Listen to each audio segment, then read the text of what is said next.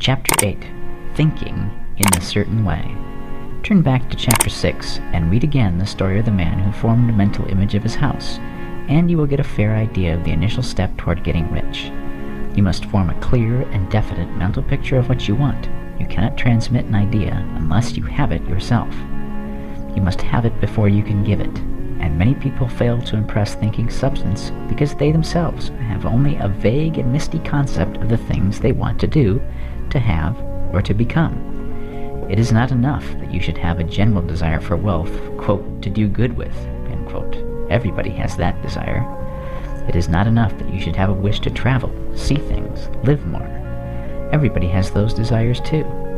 If you're going to send a wireless message to a friend, you would not send the letters of the alphabet in their order and let him construct the message for himself.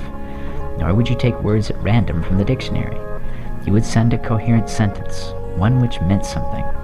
When you try to impress your wants upon substance, remember that it must be done by a coherent statement.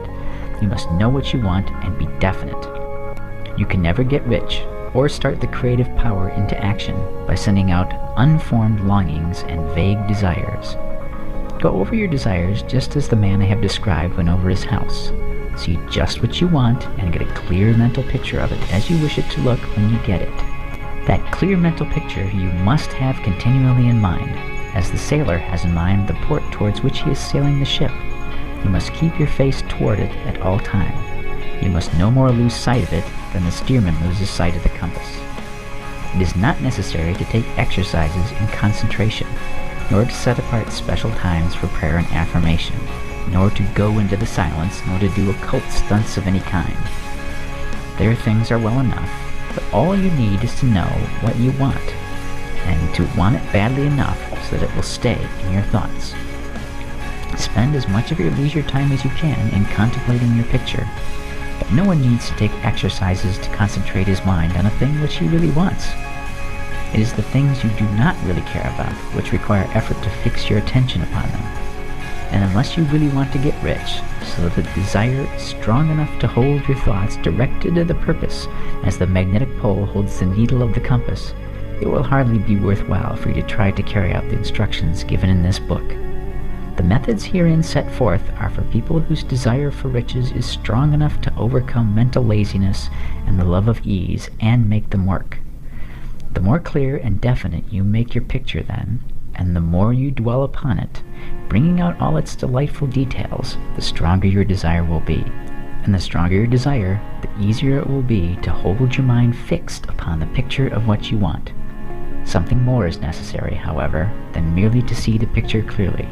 If that is all you do, you are only a dreamer, and will have little or no power for accomplishment. Behind your clear vision must be the purpose to realize it, to bring it out into tangible expression.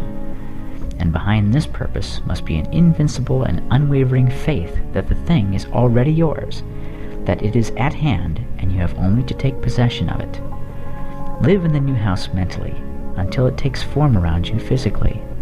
In the mental realm, enter at once into full enjoyment of the things you want.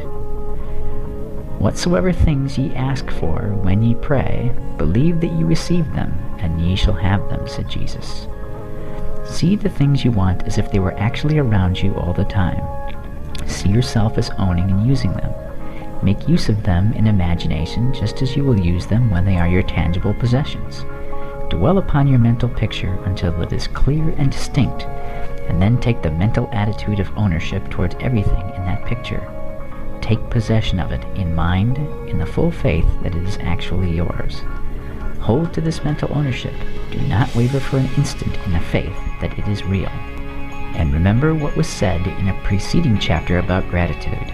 Be as thankful for it all the time as you expect to be when it has taken form. The man who can sincerely thank God for the things which as yet he owns only in imagination has real faith. He will get rich. He will cause the creation of whatsoever he wants. You do not need to pray repeatedly for things you want. It is not necessary to tell God about it every day. Use not vain repetitions, as the heathen do, said Jesus to his pupils. For your Father knoweth that ye have needs of these things before ye ask him. Your part is to intelligently formulate your desire for the things which make for a larger life. and to get these desires arranged in a coherent whole, and then to impress this whole desire upon the formless substance which has the power and the will to bring you what you want. You do not make this impression by repeating strings of words. You make it by holding the vision with unshakable purpose to attain it, and with steadfast faith that you do attain it. The answer to prayer is not according to your faith while you are talking, but according to your faith while you are working. You cannot impress the mind of God by having a special Sabbath day set apart to tell him what you want, and forgetting him during the rest of the week. You cannot impress him by having special hours to go into your closet and pray, if you then dismiss the matter from your mind until the hour of prayer comes again. Oral prayer is well enough, and has its effect, especially upon you, in clarifying your vision and strengthening your faith. But it is not your oral petitions which get you what you want. In order to get rich, you do not need a sweet hour of prayer. You need to pray without ceasing. And by prayer I mean holding steadily to your vision, with the purpose to cause its creation into solid form, and the faith that you are doing so. Believe that you receive them. The whole matter turns on receiving, once you have clearly formed your vision. When you have formed it, it is well to make an oral statement, addressing the Supreme in reverent prayer. And from that moment you must, in mind, receive what you ask for. Live in the new house. Wear the fine clothes.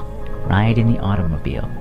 Go on the journey, and confidently plan for greater journeys. Think and speak of all the things you have asked for in terms of actual present ownership. Imagine an environment and a financial condition exactly as you want them, and live all the time in that imaginary environment and financial condition. Mind, however, that you do not do this as a mere dreamer and castle builder. Hold to the faith that the imaginary is being realized, and to the purpose to realize it. Remember that it is faith and purpose and the use of the imagination which make the difference between the scientist and the dreamer. And having learned this fact, it is here that you must learn the proper use of the will.